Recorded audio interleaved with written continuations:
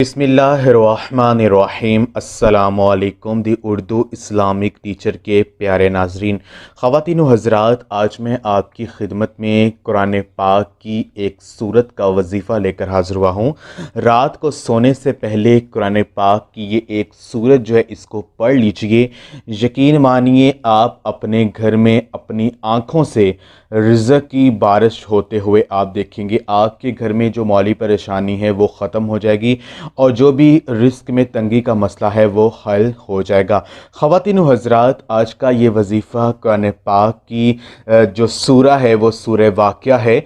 इसका वजीफ़ा आपने करना है। सूरह वाक़िया कुरान पाक के पारा नंबर 27 में मौजूद है।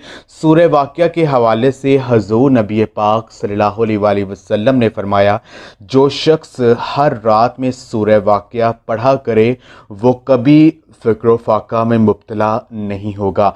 इसलिए जो है, अगर आपको लगता है कि आपके घर में रिज़्क़ में तंगी आ चुकी है, घर के माली हालात ख़राब हो चुके हैं, तो सूरह वाक़िया को आज से ही पढ़ना शुरू कर दीजिए। तो आज का जो वजीफ़ा है, जिस तरतीब से आपने सूरह वाक़िया को पढ़ना है वो ये है कि आपने सूरह वाक़िया जो है इसका वजीफ़ा आप अकेले भी कर सकते हैं या आप घर के कुछ अफराद मिलकर बैठ कर भी सूरह वाक़िया जो है इसको आप पढ़ सकते हैं।